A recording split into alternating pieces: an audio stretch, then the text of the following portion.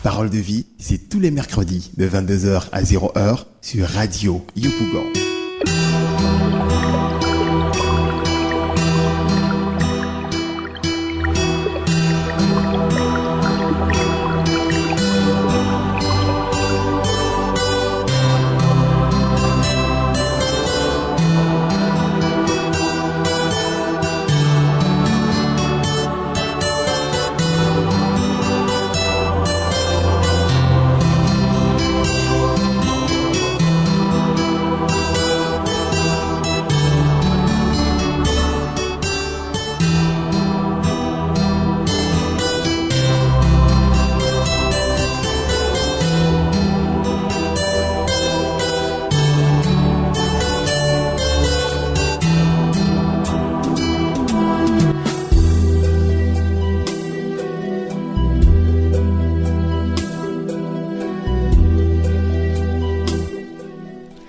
Dans bien de situations, il nous faut gravir des montagnes, traverser des déserts et remporter certaines victoires pour faire valoir notre statut et démontrer aux yeux du monde notre place auprès de notre Père céleste.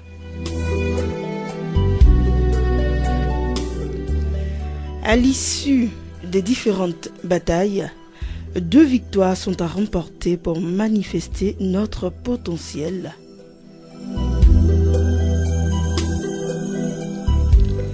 De quelle victoire s'agit-il? Vous le saurez tout au long de cette émission.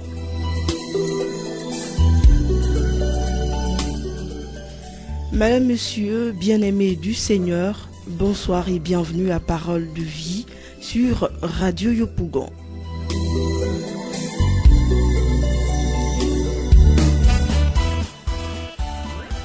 En ce premier mercredi de l'année 2016 et du mois de janvier, nous voulons formuler nos vœux les meilleurs à tous nos auditeurs et fidèles de Parole de vie.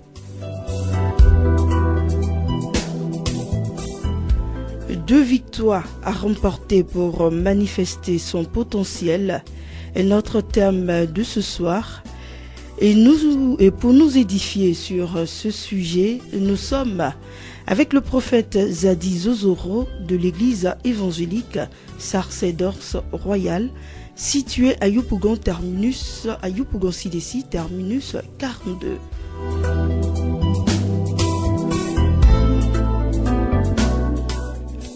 Parole de vie, vous le savez, c'est en 2 parties.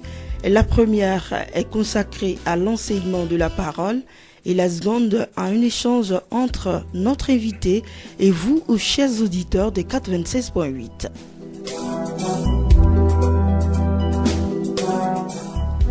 Les numéros pour participer à Parole de vie sur Radio Yopougon sont les suivants: le 23 45 43 85 et le 57 22 46 63.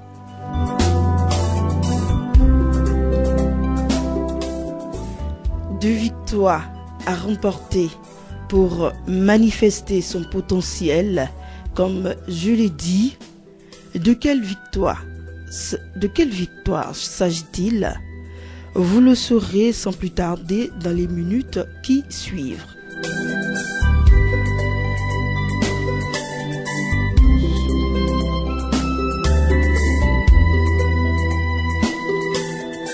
Bonsoir, prophète Zadi Zozoro. Bonsoir. Meilleurs vœux à vous. Merci beaucoup, à vous pareillement. Et puis, en tout cas, merci d'être présent. Nous allons entamer cette émission de ce premier numéro de l'année 2016 avec la prière que je vais vous demander de faire maintenant. Ok, prions. Seigneur, nous voulons te dire merci pour ta fidélité. 2015 est achevé. Et aujourd'hui, nous sommes en 2016. Je te prie au roi des rois, pour tous les auditeurs de cette radio, pour tous ceux qui travaillent dans cette radio, que ta grâce s'attache à eux au nom de Jésus de Nazareth. Que les projets que tu as pour eux se réalisent. Que toute projection de l'ennemi, toute programmation diabolique contre leur vie soit renversée au nom de Jésus de Nazareth. Père, je prie que ton règne s'attache à leur vie. Je vais déclarer dans leur vie une sainte et une heureuse année 2016 au nom de Christ de Nazareth. Amen. Amen. Prophète Zadie Zozoro, vous êtes prophète à l'église évangélique sacerdoce royal. Ce soir, le thème que vous avez décidé d'édifier, le thème avec lequel vous avez décidé d'édifier le peuple de Dieu tourne autour de celui-ci.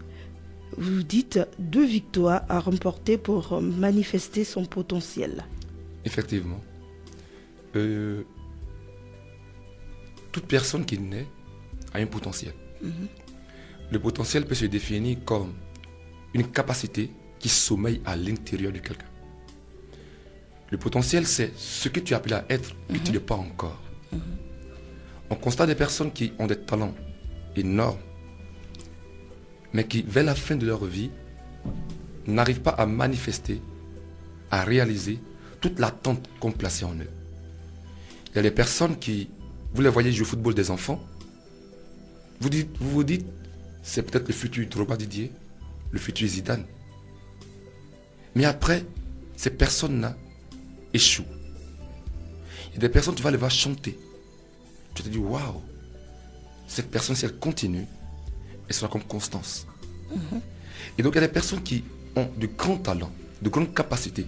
On attend beaucoup d'eux. Mais au soir de leur vie, n'arrivent pas à entrer, à réaliser tout l'espoir placé en eux. On constate donc que avoir seulement un potentiel ne suffit pas. Avoir des talents ne suffit pas.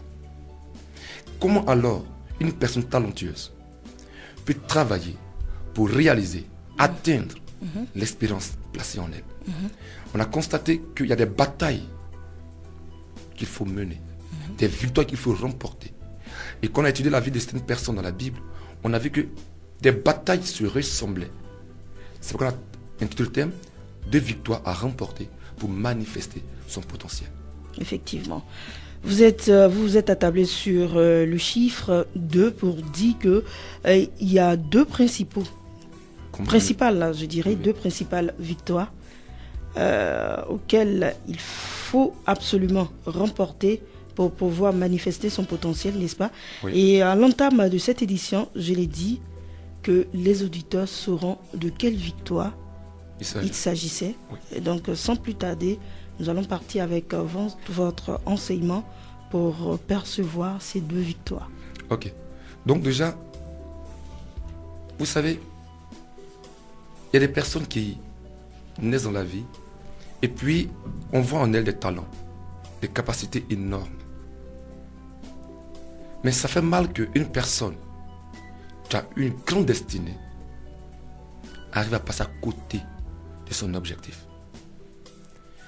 On va à l'église, des gens vont à l'église et constamment il y a des prophéties qui leur sont données.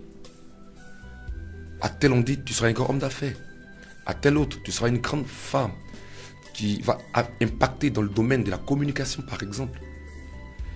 Et une prophétie donnée à une personne est un potentiel qui lui est accordé de par Dieu. C'est ce qu'elle peut être, c'est son futur qui est dévoilé en avance. Mais ces prophéties souvent ne se réalisent pas. Et beaucoup de personnes vivent et après connaissent des déceptions. Et alors on a dit comment aider ces personnes qui ont ces espérances, qui ont ce potentiel, qui ont cette qualité-là. Comment les aider donc, disais-je, à pouvoir atteindre l'espérance placée en eux. Comment les aider à atteindre l'espérance placée en eux. Avant d'aborder le thème, il y a 2 préalables qu'on voudrait d'abord poser. Le premier préalable, c'est que toute personne qui naît, qui existe, a un potentiel. Il n'y a personne qui n'ait pas de potentiel. Toute personne a en elle des capacités cachées. Et si aujourd'hui une personne fait quelque chose, atteint ce niveau, il y a des choses en elle encore qui sont encore cachées, qu'elle n'a pas encore atteint. Donc personne ne peut dire, je suis né pour accompagner les autres. Ça n'existe pas. Quand nous lisons la Bible, dans la Genèse, la Bible déclare que Dieu a créé les arbres et il a mis en eux, dans chaque arbre, sa semence. C'est le principe du potentiel. Dans chaque arbre, il y avait sa semence. En chaque personne, il y a sa semence. Il y a son avenir, il y a son devenir. Donc chaque personne a caché en elle son avenir. Et quand Dieu parle avec l'homme, Dieu parle à son potentiel. Vous savez, Isaac avait sa femme qui était enceinte, il a prié, elle était stérile, il a prié, il a eu des enfants. Elle est tombée enceinte. Elle constate que elle a des douleurs qui sont atroces. Alors elle va consulter l'Éternel. Et Dieu lui dit, à la bouche d'un prophète, en toi, 2 nations sont dans ton ventre et 2 peuples sortiront de tes entrailles. Comment une femme qui a que 2 enfants dans son sein, Dieu lui dit 2 nations. Donc Dieu voit dans ces 2 enfants le potentiel d'être des nations. Ils sont certes 2 bébés, 2 fœtus dans le ventre de la femme, mais il y en a caché 2 nations. Dieu va s'adresser à Gédéon, qui est un peureux. Dieu lui dit, vaillant héros. Il est vrai que Gédéon a connu dans sa vie plusieurs échecs qui font de lui un perdant, mais en lui est caché le potentiel du libérateur. Donc, toute personne a en elle un potentiel. Il faut que chacun le comprenne. Il y a des richesses, des trésors cachés à l'intérieur de nous. C'est à nous de les faire sortir. Vous prenez par exemple un grain de riz, on lui a caché un épi de riz. C'est à lui de se mettre dans des conditions favorables pour faire sortir l'épi de riz qui est caché en lui. Donc la première chose, tout le monde a un potentiel. Tout le monde a des richesses cachées en lui. La deuxième chose, c'est que ne pas manifester son potentiel est un péché. Ne pas faire sortir le trésor caché en nous est un péché.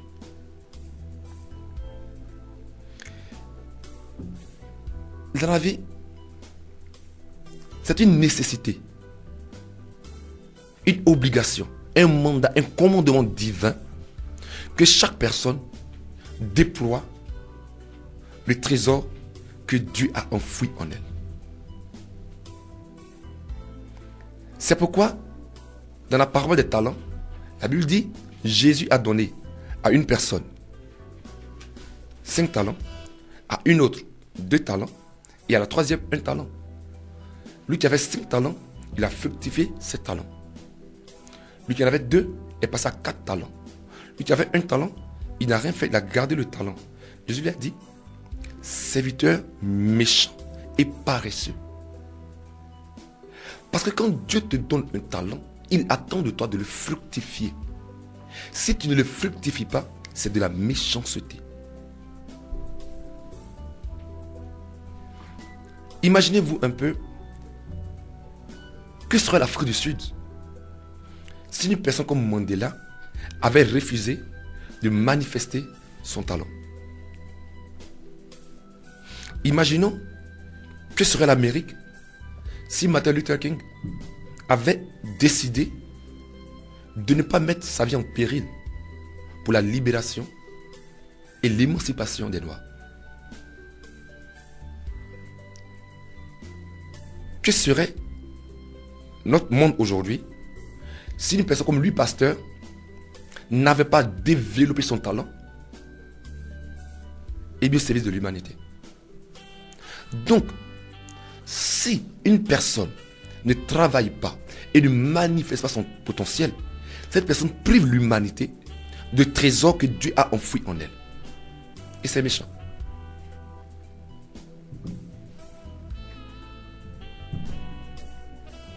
C'est important que chacun d'entre nous développe ses qualités et les mette à disposition. Le monde évolue par la vie des personnes qui développent leur talent au péril de leur vie et le mettent à disposition des autres. En toute personne, Dieu met des potentialités et Dieu attend que nous les développions et que nous servions nos contemporains avec ce que Dieu a mis en nous. Il n'est pas normal que nous ayons des talents, des capacités et que nous nous asseyons là-dessus et que nous laissons les autres mourir. C'est pour ces raisons que nous sommes venus pour expliquer aux gens comment faire sortir de nous ces capacités. Je vais insister là-dessus. Nous ne vivons pas pour nous. Nous ne vivons pas pour nous marier, pour avoir une maison, belle maison, avoir une belle retraite. Nous ne sommes pas créés pour être heureux, avoir une belle maison. Et puis, souvent les gens te disent, je cherche à avoir une belle maison de retraite, moi et ma famille, mes enfants. Non. Dieu ne t'a pas créé pour que tu puisses avoir 2 enfants, avoir une maison peut-être à l'aise. C'est pas ça. Dieu veut que tu sois heureux. Mais Dieu t'a créé afin que, parce que Dieu a mis en toi, tu serves à aider d'autres personnes qui sont dans les difficultés. Ça, c'est très important. On nous dit que en Côte d'Ivoire, le plat numéro 1, c'est le riz. Mais supposons qu'on plante du riz, on sème du riz, et le riz dit, cette fois-ci, en cette année 2016, je fais la grève, je ne produis pas. On a de la sécheresse, n'est-ce pas? Ça veut donc dire qu'il y a des personnes qui font qu'il y a une sécheresse en griffe sur la terre parce qu'elle prive le monde des richesses qui sont en elle. Le riz nous donne son produit et nous le mangeons et nous luttons contre la faim avec lui. L'orange nous donne la vitamine C qui nous permet de lutter contre la fatigue. Ces plantes nous mettent au service de l'humanité leur potentiel, les richesses cachées en elles. Autant que nous sommes. Et ceux qui m'écoutent aujourd'hui, je vais leur dire qu'il est important pour elles de mettre au service des autres leur qualité. Ne pas le faire est un péché.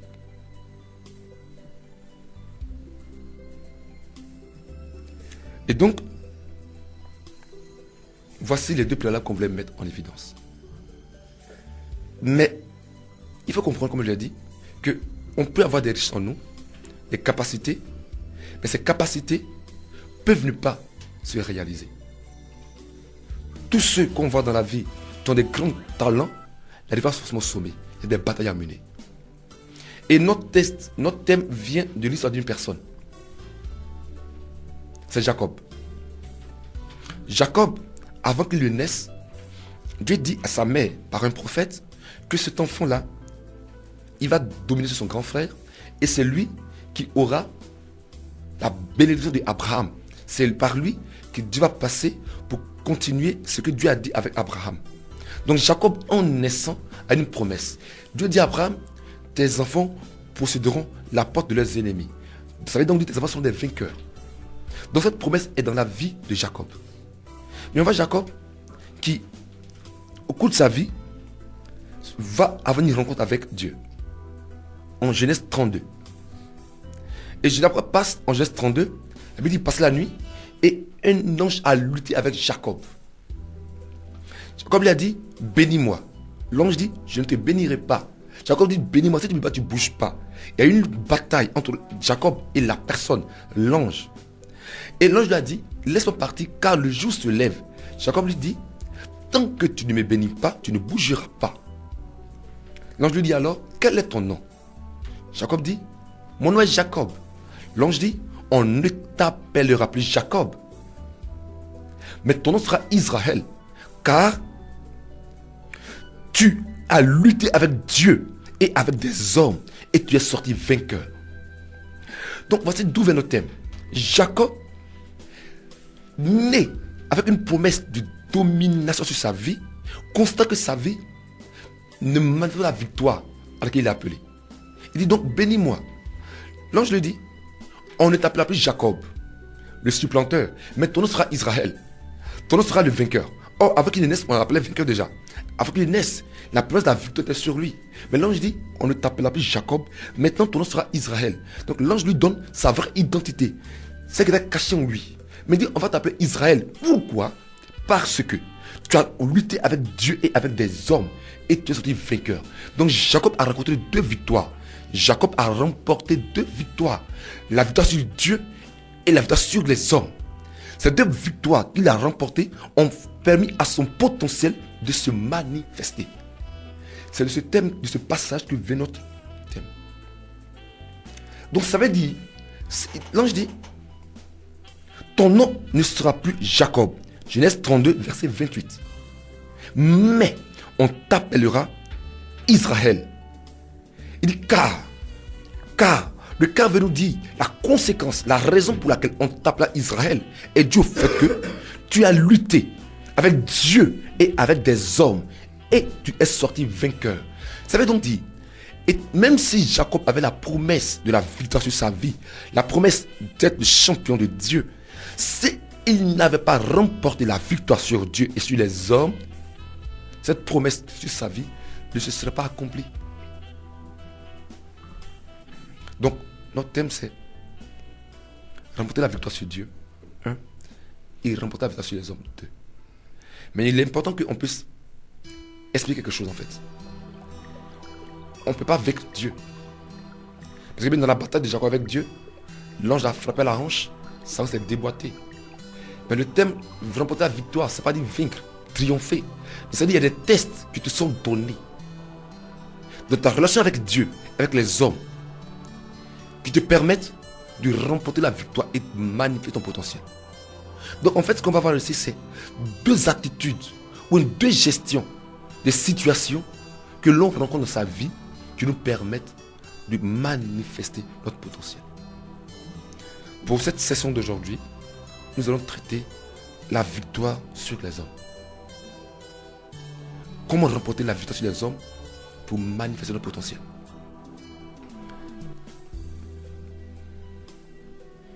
L'ange lui dit, tu as lutté avec Dieu et avec des hommes. Il y a une catégorie d'hommes que Jacob a rencontrés sur lesquels il a triomphé. Donc, dans notre gestion des hommes, comment triompher d'elle? C'est ça qu'on va aborder aujourd'hui. Et cette clé, comme on l'a dit, se répète dans la vie de plusieurs personnes. On va donner des exemples. Dieu nous bénit toujours au travers des hommes. Ce qui fait que la manière dont nous gérons les hommes détermine notre bénédiction.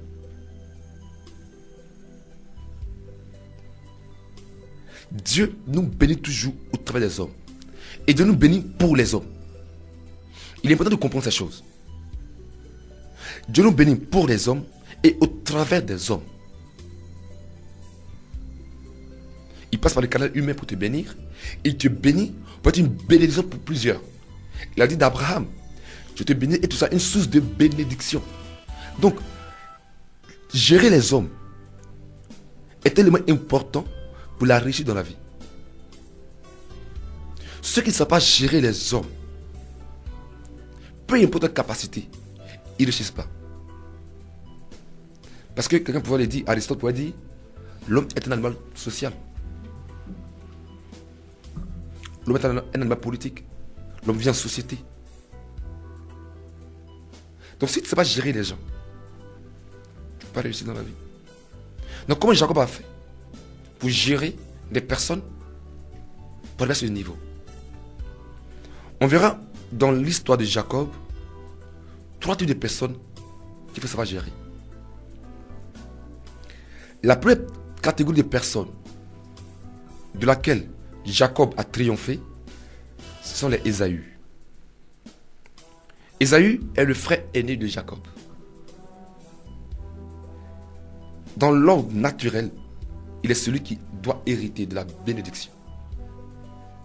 Mais spirituellement, c'est à Jacob que la promesse est donnée. Il y a des personnes qui naturellement, dans ton service, dans la famille, tu as droit à la position élevée. Mais parce que ces personnes sont parentées peut-être au directeur d'entreprise, ou dans une entreprise, il y a une fille qui est la petite copine du directeur, ou parce que c'est la même ethnie, toi, tu es marginalisé. Toi qui devais être promu, tu n'es pas promu. Donc Jacob, dans sa gestion de la relation avec Ésaü, a pu renverser une situation apparemment difficile pour son avantage. Donc les Ésaü, ce sont des personnes qui, comme des concurrents, qui sont à une position qui est la tienne, mais qui l'occupent de manière illégale. La première chose pour trouver des Ésaü, c'est d'abord, être attaché à la parole de Dieu. Premièrement. On constate que Jacob, dans sa relation avec son père, sa mère, Jacob était très attaché à sa mère. Près de sa mère, tout et tout. Et Jacob était une personne qui vivait dans la sainteté. Comment le savoir? Son frère Ésaü a pris une femme parmi les filles du pays où ils habitaient. Et son père n'a pas aimé. Donc Jacob ne s'est pas marié là-bas. Quand Jacob arrive chez Laban, automatiquement il prend une femme. Ça veut donc dire que Jacob était en âge de se marier quand il était chez son père. Mais étant donné qu'il avait une promesse, Jacob a refusé de s'engager dans une relation contre la volonté de Dieu. Parce que Abraham a dit à son serviteur Élisée de Damas, ne prends pas pour mon fils une femme parmi le pays où on est, va dans ma famille. Donc Jacob sait que dans sa famille, les mariages ne doivent se faire selon certaines règles. Donc c'est une personne qui est attachée au principe divin. Là où Ésaü vit comme il veut, Jacob vit dans la sainteté. Si vous êtes dans un environnement où une personne qui ne mérite pas d'occuper votre position l'occupe, vous devez vivre dans la sainteté. Ne pas vous compromettre. C'est très important. Regardez l'histoire de Daniel. Daniel, ses amis et la plupart des enfants d'Israël de classe noble sont pris et déportés à Babylone. Les autres, ils décident de vivre mal. Ils boivent la nourriture du roi, ils ont mangé, ils ont bu du vin, tout et tout. Daniel a dit, lui et ses amis ont dit, nous ne vivrons pas comme vivent les païens. On va se séparer et vivre dans la sainteté. Et parce que Daniel et ses amis ont vécu d'une manière digne de la parole de Dieu, ils ont après été élevés. La première clé pour triompher de Ésaü est de vivre dans la sainteté. C'est très important. C'est très très important. Ne pas se compromettre. Tu es dans une entreprise, tu as une collègue, tu sais que tu es plus diplômé qu'elle, tu es plus compétente qu'elle, mais elle, pour pouvoir être promue, pour être responsable du département, elle, soit avec le directeur. Toi, si tu veux l'imiter, ne fais pas comme elle. Ne fais pas comme elle. L'élévation vient de Dieu. C'est Dieu qui élève. La Bible est claire. C'est la bénédiction de l'Éternel qui enrichit. Et il ne l'a fait sur d'aucun chagrin. L'élévation ne vient pas de l'Orient ni de l'Occident. Il vient de Dieu. Donc, tu es dans une entreprise, si tes amis se compromettent, tu es dans un service, tes gens vont, ils volent, ils sont corrompus, et puis ils graissent la patte du directeur. Toi, enfant de Dieu, ne t'engage pas dedans. Vis de la sainteté. Attache-toi à la parole de Dieu. C'est la première clé. C'est la première clé. Il est important que tu marches sur la parole de Dieu. Et Jacob a marché sur sa vocation. Il savait que lui, Jacob, il allait hériter la promesse que Dieu a donnée à Abraham. Et il sait qu'en tant qu'héritier de cette promesse, il ne peut pas se marier avec une femme cananéenne. Il a attendu le temps où il allait chez Laban pour prendre sa femme là-bas. La Bible nous dit en Ephésiens 4, verset 1, de marcher d'une façon digne de la vocation qui nous est adressée. Tu sais où tu vas. Il est important de marcher dans la sainteté et d'un et de deux, de marcher comme ce à quoi tu es appelé. Dans les années passées, il y a eu un fait divers qui s'est dans le monde, la politique, Il y a un président français dont la femme, quand elle était encore très jeune, a posé une nuit à la plage. Quand il était président, il a divorcé avec elle. Cette femme n'a jamais imaginé que je serais président de la République. Elle est la première dame. Donc elle a marché comme tout le monde marchait. Ce qu'elle a fait hier, l'a rattrapé. Et ça a cassé son foyer. Pour dire quoi? Jacob a marché comme ce qu'il allait être. Parce qu'il savait qu'il avait une promesse sur sa vie. Donc toi qui sais que tu vas loin, marche comme ce que tu vas être. Ne te compromets pas. Ne te compromets pas. Si tu t'es appelé à être un homme politique, tu dis que tu vas être un homme politique demain, de grâce aujourd'hui, ne prends pas des photos, ne va pas dans les maquis en train de boire comme n'importe comment, en train de prendre des photos, des photos bizarres, parce que ce que tu fais aujourd'hui va te rattraper demain. C'est la première clé. Vis dans la sainteté et de manière digne du sort que tu as appelé. La deuxième chose, c'est que Jacob avait une certaine qualité. Il était un bon gérant. Jacob était un berger. Il a une mentalité de berger. La deuxième chose à faire pour triompher est d'être un berger. Jacob était un berger, son frère était un chasseur. Il y a une mentalité de berger et une mentalité de chasseur. Le chasseur, il y a une mentalité de consommation, de destruction. Le chemin du chasseur est parchemin de sang. Quand une personne a une mentalité de chasseur, quand il donne une entreprise, son objectif est de casser tout le monde pour avancer. Quand une femme a une mentalité de chasseuse, quand elle voit un homme, son objectif est de s'enrichir, d'avoir le maximum de lui. Ce type de mentalité n'avance pas dans la vie. Jacob était un berger. C'est quoi un berger? Un berger est une personne qui, au lieu de tirer profit des autres, cherche à l'accorder du profit. Un chasseur est une personne qui prend les gens et les développe. Il les fait grandir. Ta deuxième clé. Tu es dans une entreprise. Dans un environnement. Si tu prends ton temps, même si les gens ne reconnaissent pas tes capacités, même s'il y a la corruption, même s'il y a les pots de banane, mais que toi, tu arrives et que tu développes les autres, que tu leur apportes de la valeur ajoutée, que tu travailles en améliorant les capacités des autres, sans le savoir, ces personnes-là vont t'amener au sommet. Un exemple simple et clair, c'est l'exemple de Jésus de Nazareth. Jésus-Christ de Nazareth, il était en train d'évangéliser et depuis au moins 2-3 jours, des gens le suivaient. Et puis il dit à ses disciples, mais les gens le suivent, mais ils ont faim. Qu'allons-nous faire pour eux? Ses disciples ont dit, il n'y a rien ici à acheter. Renvoyez-les dans la ville, ils vont aller payer eux-mêmes la nourriture. Jésus a demandé, qu'avez-vous? Ils ont dit, on a 2 pains, 3 poissons. Jésus dit, donne-leur à manger. Il a prié et il a nourri ces personnes. Qu'elles a nourri, la Bible dit, ils l'ont cherché pour le faire roi. Jésus est obligé de se cacher. Voici une personne, Jésus de Nazareth, sans faire campagne présidentielle, le peuple le cherche pour l'introniser au roi. Pourquoi? Parce que il a apporté la nourriture. Il a apporté du bien aux gens. Quand tu développes les gens, quand tu améliores leur station de vie, quand tu les bénis, quand tu les fais grandir, ces personnes t'amènent au sommet.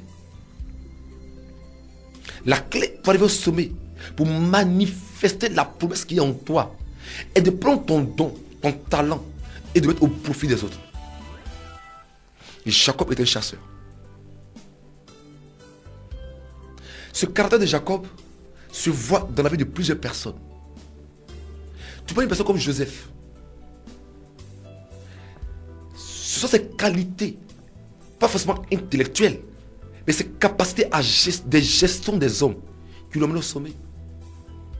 Voici une personne, il est esclave dans la maison de Potiphar.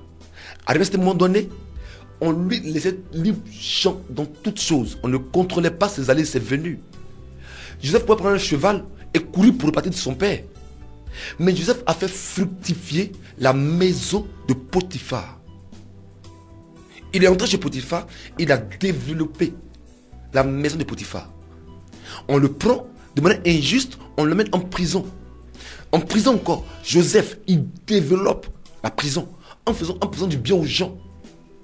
De telle sorte que des gens étaient assis, ils étaient inquiets, ils leur demandent: qu'avez-vous? Quel est votre problème? Je vais vous aider. Joseph n'a pas pensé à lui, il a pensé aux autres. Un berger ne pense pas à lui, un berger pense aux autres. Un berger, il prend son bien pour donner à ses brebis. Ce type de caractère, de comportement amène au sommet. Joseph, en faisant du bien aux autres, les gens sont souvenus de lui et il est devenu premier ministre de Pharaon. David a adopté le même caractère. Parce qu'une personne, quand Israël est dans les problèmes, tant bien même que on veut le tuer, il va défendre Israël au péril de sa vie. Et il dit: quand un ours ou un lion attaque mes brebis, je pars, j'arrache la brebis de la gueule du lion ou des griffes de l'ours et j'attaque l'ours. Au péril de sa vie, il défendait ses brebis. Voici l'attitude d'une personne qui a une mentalité de berger. Et une personne qui a une mentalité de berger est une personne qui est au sommet. Les exemples sont légion. On a l'exemple également de Moïse, qui, devant le puits, est venu et a défendu la fille de Jéthro. C'est ainsi que Moïse a pu avoir sa femme. Donc, il est important d'avoir une attitude, une mentalité de berger. C'est très, très, très important. C'est très important. C'est la deuxième clé pour triompher des concurrents, des gens qui prennent ta position de manière illégale. Ne les attaque pas de manière frontale. Toi, développe les gens autour de toi. Quand tu vas développer les gens autour de toi, tu vas être au sommet. Il faut que dans notre vie, on fonctionne avec cette mentalité. Quand quelqu'un vient vers toi, ne te demande pas qu'est-ce qu'il va me donner. C'est la mentalité de la pauvreté. Qu'est-ce qu'il va me donner? Ésaü est chasseur. Quand lui voit un mouton ou bien une biche dans la rue, dans la ville, il la tue. Et à ce moment de sa vie, au moins un moment crucial, Ésaü n'avait plus de nourriture. Il voit Jacob pour dire: donne-moi à manger. Donc quand tu vois quelqu'un dans la vie, ne te demande pas qu'est-ce qu'il peut me donner. Pose-toi la question: qu'est-ce que je peux faire pour lui? Parce que c'est en donnant aux autres qu'en retour tu es élevé. La question que Jésus-Christ posait toujours aux gens, c'est: qu'est-ce que tu veux que je fasse pour toi? En nous, il y a des capacités, il y a des potentialités. Utilisons-les pour aider les gens autour de nous. Et en le faisant, en retour, nous serons élevés. Et le potentiel qui est en nous, qui est caché, sera manifesté. Donc la première chose, c'est la victoire sur Ésaü. Et on a donné deux clés pour triompher d'Ésaü. La première clé, c'est de ne pas vivre dans notre péché comme Ésaü, mais d'être attaché à la parole de Dieu. Parce que l'élévation ne vient pas des hommes, mais l'élévation vient de Dieu. Et les hommes entérinent la décision divine.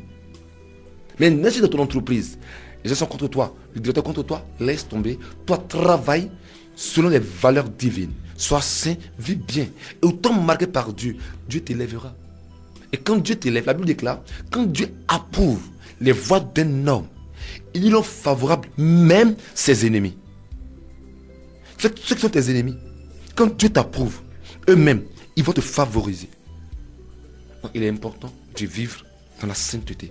Clé numéro 1. Clé numéro 2, d'être un berger, de former, d'aider, d'apporter de la valeur ajoutée à ceux qui sont autour de nous. Donc la première catégorie de personnes dont il faut triompher, ce sont les Ésaü. La deuxième catégorie de personnes de laquelle Jacob a triomphé, c'est son père Isaac. Donc la deuxième clé, c'est triompher des pères. Le père, c'est une personne qui t'a engendré. Le père de Jacob préférait Ésaü à Jacob. Et il sait bien que Dieu a dit, avant que les enfants ne naissent, ça veut donc dire qu'on n'a pas encore vu qui est grand, qui est clair, qui est beau, qui n'est pas beau, que le petit frère va dominer sur le grand frère. Et que le grand frère va être assujetti au premier, au petit frère. Il le sait. Mais comme son fils Ésaü est un bon chasseur, qu'il apporte les jeux qu'il aime, il était corrompu. Et il a préféré Ésaü à Jacob. Donc dans son plan, c'est de bénir Ésaü. Mais Jacob a été capable de transformer cela en sa faveur. Comment? C'est il est vrai qu'avec sa mère, ils ont créé un stratagème. Mais ce stratagème-là, s'il n'avait pas appliqué des clés antérieures, il n'allait pas avoir lieu. La première clé pour triompher du Père, c'est de l'honorer. Dieu dit, honore ton père et ta mère. C'est le premier commandement avec une promesse. Et là, je voulais dire quelque chose d'important. Dieu dit, honore ton père et ta mère, point. Il n'a pas dit, honore ton père et ta mère, si il est bien. Mais si ton père n'est pas bien ou ta mère n'est pas bien, tu es libre de ne pas l'honorer. Dieu n'a pas dit. Dieu dit, enfant, honore ton père et ta mère. Peu importe les défauts de ton père, il faut l'honorer. Peu importe. Que ton père batte ta mère tous les jours, c'est entre eux. Que ton père soit un ivrogne qui ne paye pas tes études. Que ton père soit un homme dépravé qui ne t'est pas reconnu. Ça, c'est lui. Mais tu n'as pas le droit de ne pas l'honorer. Parce que Dieu ne dit pas, honore ton père et ta mère si tu as raison. Non. Dieu n'est pas dans la raison. Pour dire que, comme mon père a fait tes choses, moi j'ai raison, je ne les honore pas. Tu as raison, Dieu te maudit quand même. On a l'exemple de Cam dans la Bible. Noé a bu. Noé, le patriarche qui a reçu la promesse divine, a bu. Et il a tellement bu qu'il était saoul dans sa maison tout nu.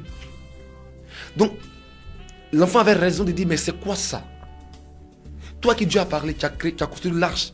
Toi à qui Dieu s'est révélé, tu te plais de boire et d'être nu. Comme allait dire à ses frères, voici notre père, il est nu, il a fait ceci. Il avait raison. Mais il était frappé.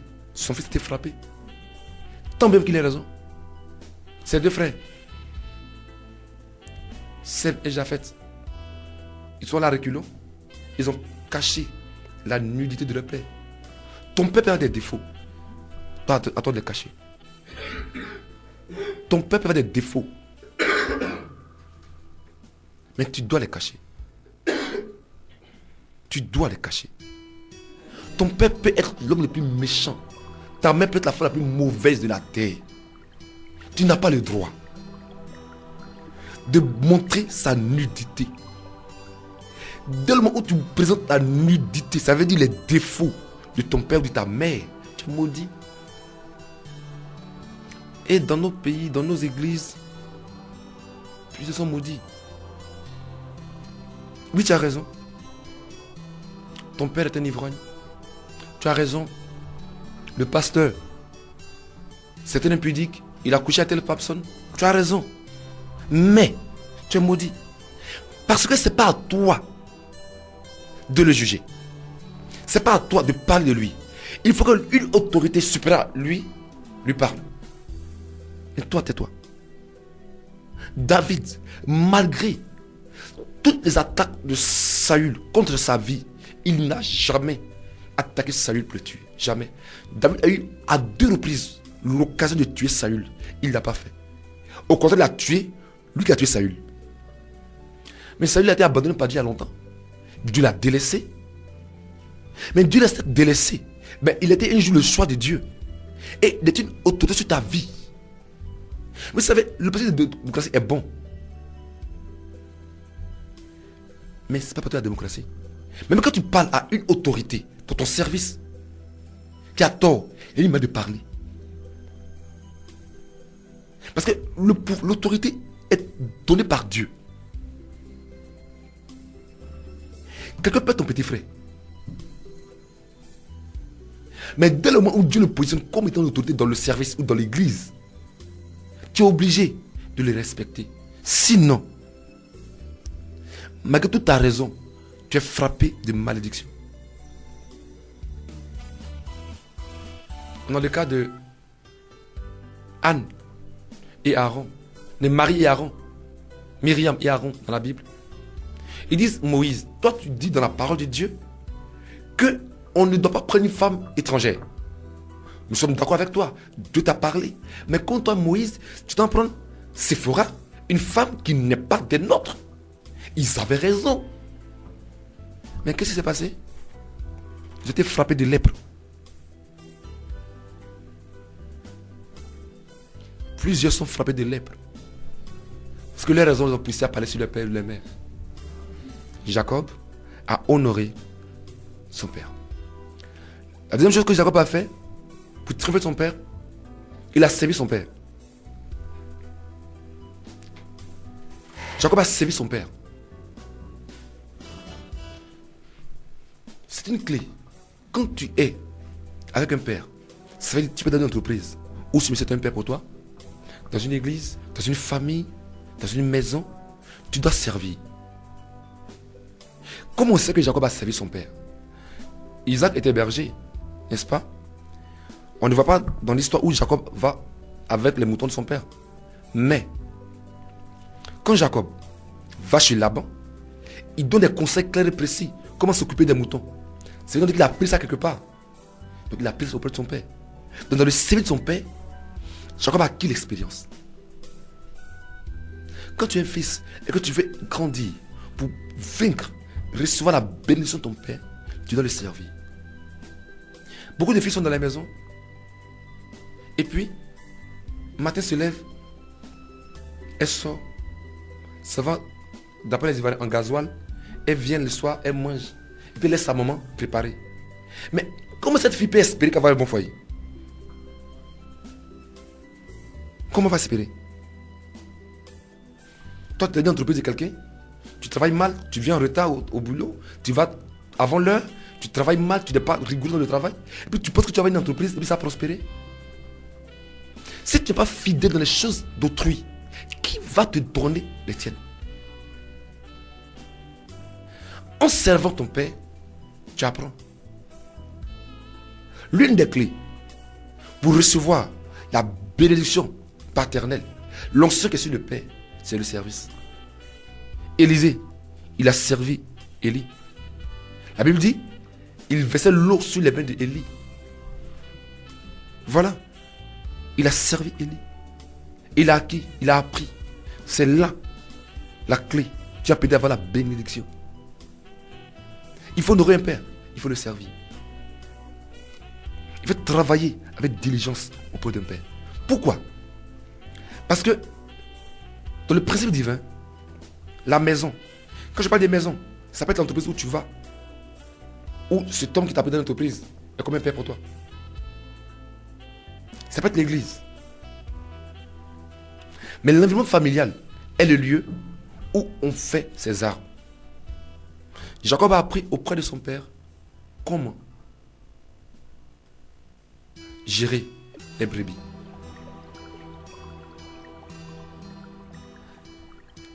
C'est là que tu apprends. Parce que c'est auprès d'un enfant dans la famille. C'est où il apprend à parler. C'est à la maison. C'est un environnement qui est sain, sécurisé, où tu peux faire des erreurs sans problème. Parce que des gens peuvent t'aider. Donc il faut servir. Parce qu'en servant, tu te formes pour les batailles futures.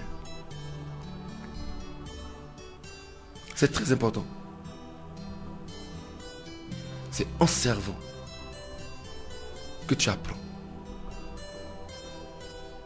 Tu es une fille, tu es chez toi avec ta maman, tu es à la maison, tu travailles, tu es le matin, tu travailles. Mais pendant que tu travailles chez ta maman, qu'est-ce que tu es en train de faire? tu es en train de faire une chose simple. Tu es en train de te former à la gestion de ton foyer futur. Mais quand ta maman t'est préparée, toi, tu es sorti. Ou bien tu es en train de causer. Maintenant, quand tu te maries maintenant, tu es belle, c'est vrai, tu es toujours bien habillée. Quand tu te maries, tu es bien habillée, tu es belle. Maintenant, ton mari dit, moi j'ai une réception à la maison. Il faut que tu fasses un mais. C'est là où tu constates que tu es dû au temps marqué, approche ta mère. Et tu fais quoi? Tu as une servante pour pallier tes défauts. Puis un matin, tu oublies que ta servante t'a remplacé.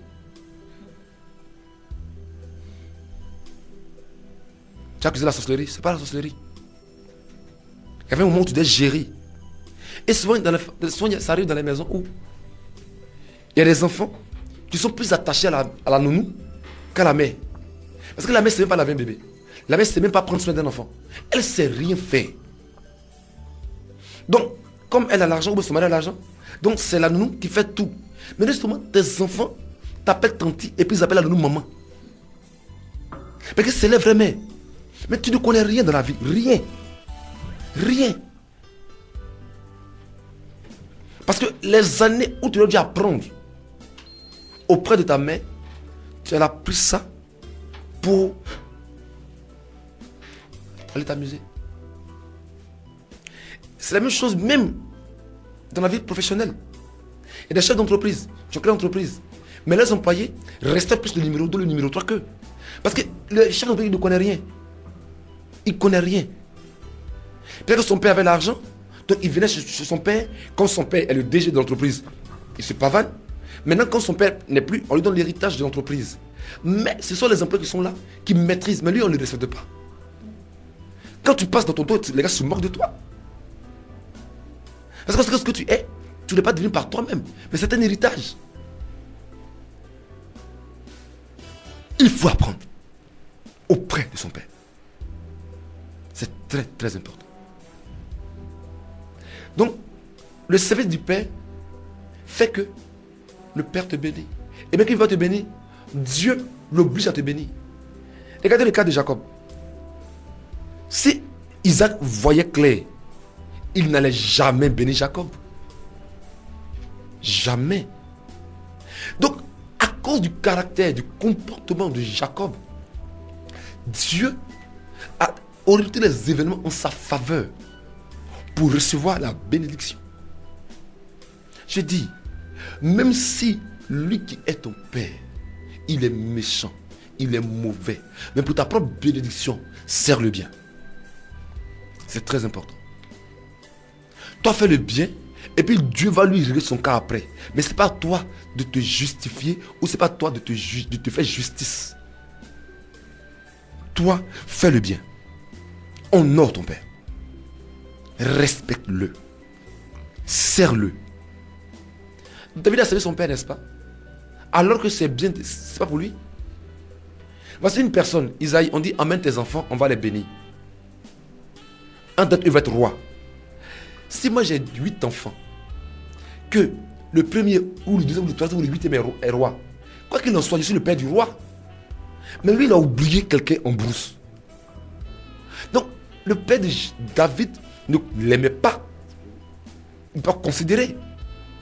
Mais malgré ça, David mettait sa vie en danger pour les biens de son père. Mais David pensait qu'il le faisait pour lui. Mais en fait, David le faisait pour lui-même David. Pourquoi? Parce que c'est en attaquant l'ours et le lion que David a acquis la dextérité dans le maniement de la fronde. Et quand il a affronté Goliath, il a pu faire Goliath. Donc, dans la vie de ton père, là où on te maltraite là, il y a des choses que tu apprends qui vont t'aider demain. Donc, sans murmure, travaillons. Voici comment on triomphe d'un père qui n'est pas forcément favorable. La troisième chose, c'est vaincre les supérieurs hiérarchiques. Ou bien vaincre les Laban. Laban était comme l'employeur de Jacob. C'est une personne qui a exploité Jacob. Il a changé son salaire 10 fois. À 10 reprises, Laban a changé le salaire de Jacob. D'abord, il est venu à travers pendant 7 ans pour avoir sa femme. Ils l'ont trompé. Mais malgré tout ça, Jacob est sorti de chez Laban avec la richesse. Donc comment tu travailles chez quelqu'un qui est méchant, qui est un escroc, qui t'exploite, et puis sortir avec la richesse? La première chose, Jacob a respecté Laban. Parce qu'un supérieur hiérarchique est comme un père aussi. C'est une autorité. Même quand tu n'es pas content d'elle, il y a une manière de lui parler. C'est très important. Dieu est un Dieu qui veille beaucoup à l'autorité. Regardez, la Bible dit, même l'ange Michael, quand il luttait avec Satan, il n'a pas tenu des propos injurieux sur Satan. Il le respectait. Parce que c'était une autorité. Oh, Satan, c'est un démon, c'est un ange déchu. Mais il a tenu des propos respectueux. Donc, il est important. Mais si quelqu'un il est méchant, c'est un escroc, il te trompe, on doit te payer 400 000, il te paye que 150 000 francs. Et puis, il donne ça en monnaie de singe, s'il te plaît. Toi, à cause du fait que Dieu l'a mis là, respecte-le. Parce que toute autorité émane de Dieu.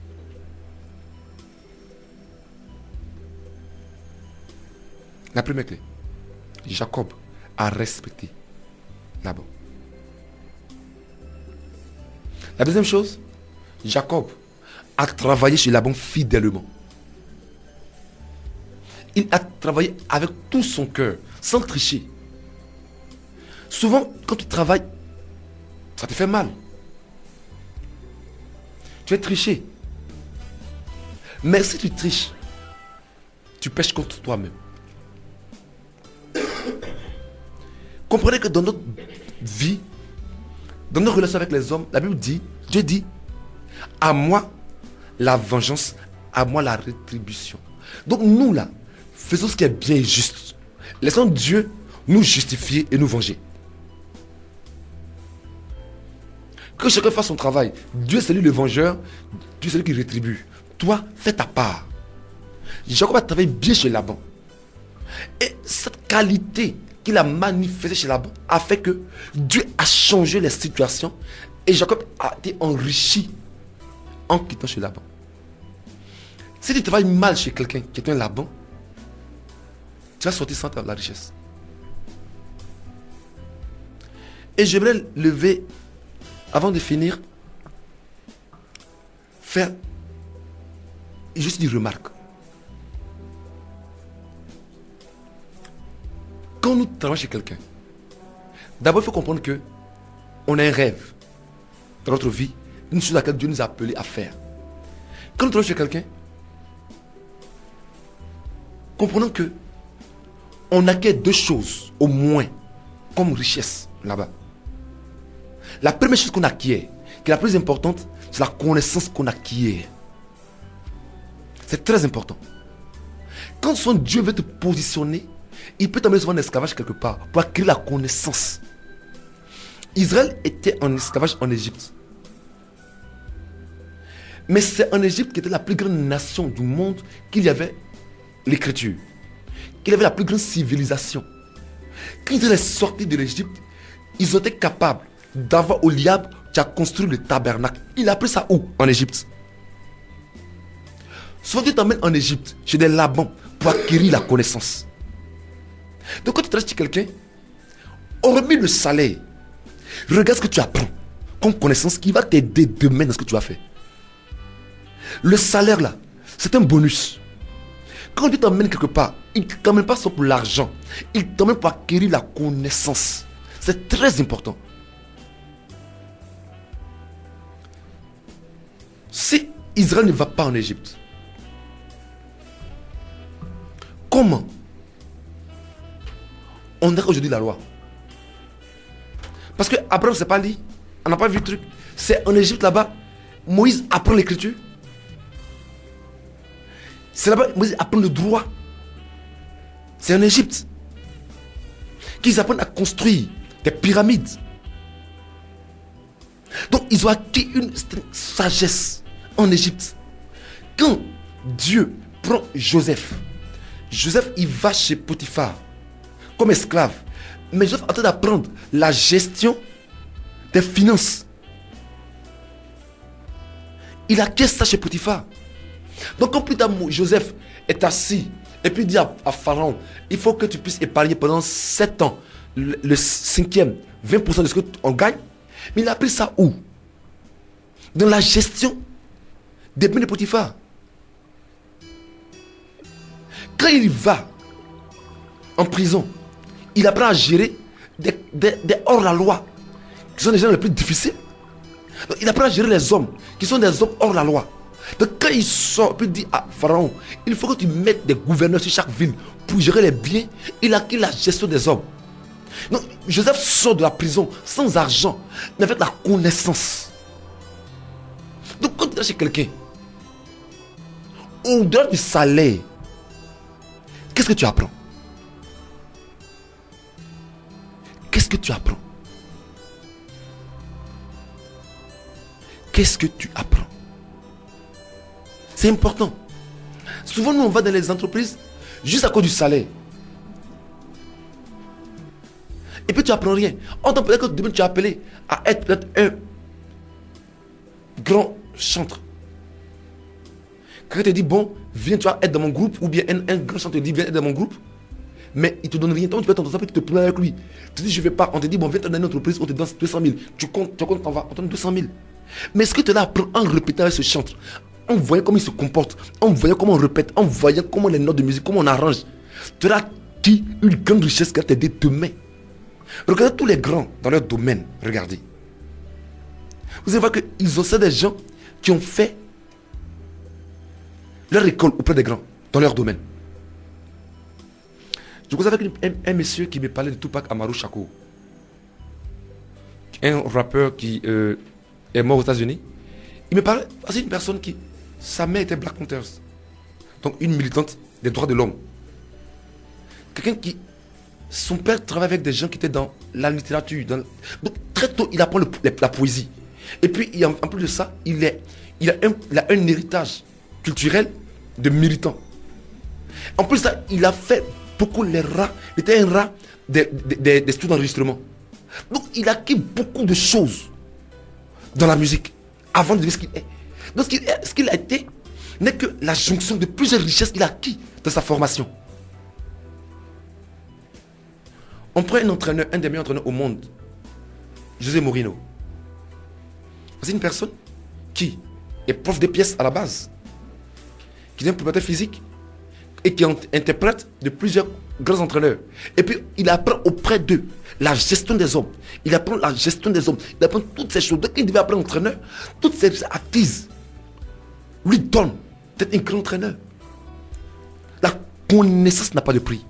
Dieu peut t'emmener en espace quelque part pour apprendre la connaissance, pour acquérir la connaissance. Donc quand tu vas chez Laban, il ne faut pas d'abord regarder ton salaire qu'il te donne. Dis-toi que tu t'amènes chez Laban, tu ne vas pas rester en esclavage chez Laban. Tu ne vas pas rester en esclavage en Égypte.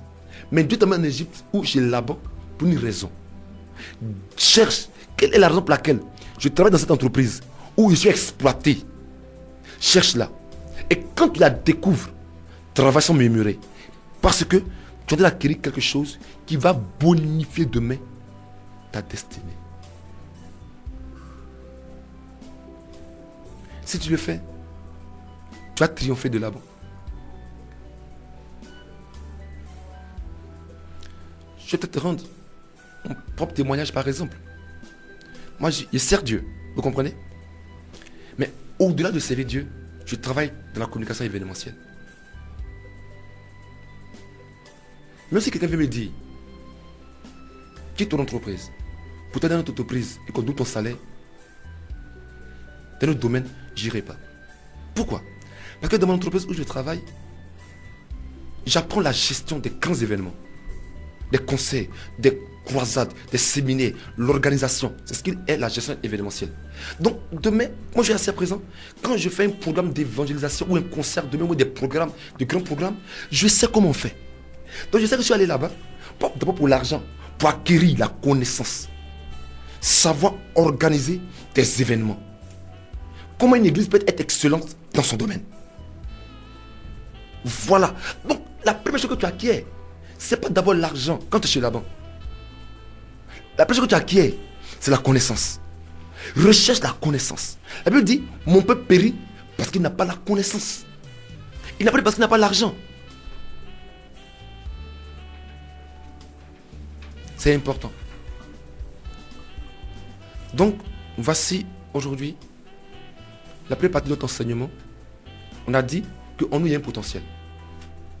Mais il faut qu'on sache gérer les hommes. Et on a vu que ici, Jacob a géré des personnes qui n'étaient pas favorables. Ésaü, pas favorable. Jacob et Isaac non plus. Laban, c'était le pire. Mais il y a une certaine sagesse qu'il a développée qui lui a permis de tirer profit de chaque situation. En chacun de nous, il y a un potentiel.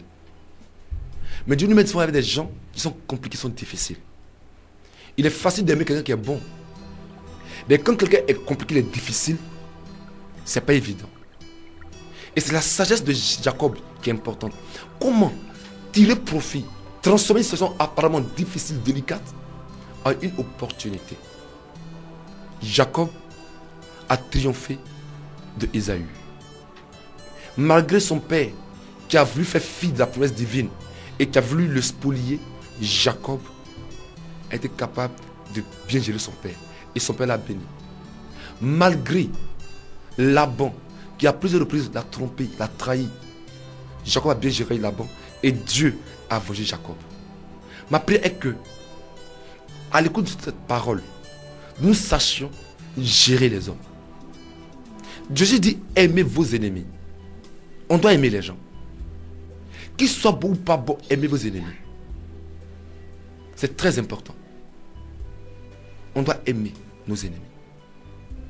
Si Jacob a pu le réussir, que notre ami Joseph l'a réussi, David en a fait pareil, on peut également le faire. C'est la clé simple. Si on sait gérer ces personnes difficiles, on pourra facilement manifester notre talent. Telle est aujourd'hui la première partie de l'enseignement, vaincre les hommes. Que Dieu vous bénisse. Les gens, s'ils m'aiment, tant mieux.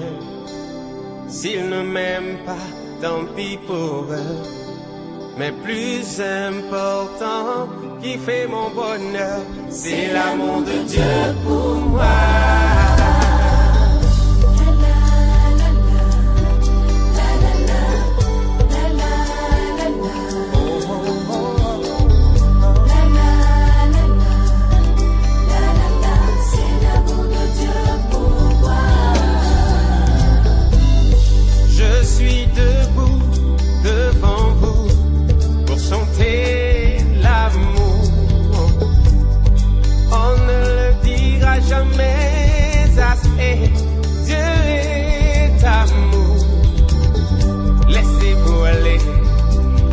Chanter en vous cet amour.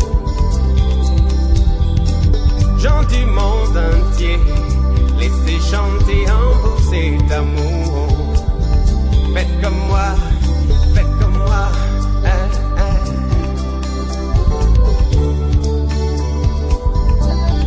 Car moi les gens, s'ils m'aiment, tant mieux. S'ils ne m'aiment pas, tant pis pour eux. Mais plus important, qui fait mon bonheur, c'est l'amour de Dieu pour moi. Et s'il m'écoute, tant mieux. Si ce n'est pas le cas, tant pis aussi. Mais plus important, qui fait mon bonheur, c'est l'amour de Dieu pour moi. Je parle de celui qui est patient et plein de bonté, qui ne soupçonne point de mal, qui pardonne aussi, qui donne, qui donne, qui donne. Oh oui, c'est celui qui est patient et plein de bonté, qui ne soupçonne